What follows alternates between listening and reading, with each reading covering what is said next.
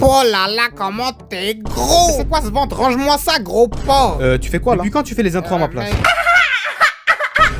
Si t'as cliqué sur cette vidéo, c'est que tu veux maigrir, ou au moins perdre du gras, sans pour autant finir squelettique. Et bah c'est parfait parce que tu es au bon endroit ma. On va parler aujourd'hui de la manière de marcher qui te fera perdre du gras à condition que tu tiennes tout ce que je te dis dans cette vidéo. Et t'inquiète, c'est pas sorcier. Sur ce...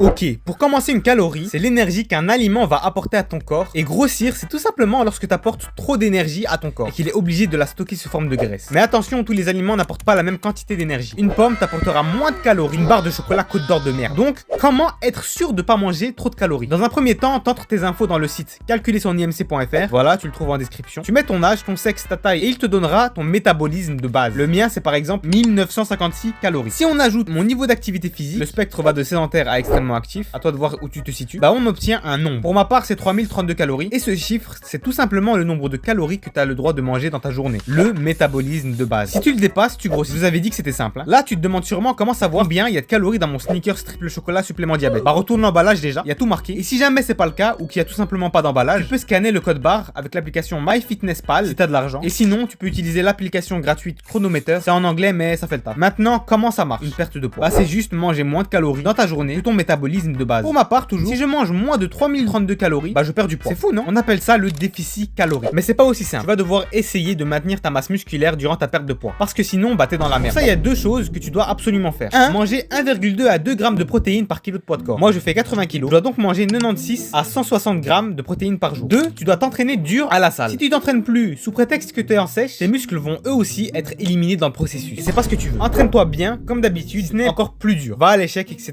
Tu sais quoi faire. Et voilà, en quelques minutes, même pas en quelques secondes, t'as tout compris sur la perte de poids. Maintenant, la cerise sur le gâteau, la façon de marcher qui te fera perdre du gras.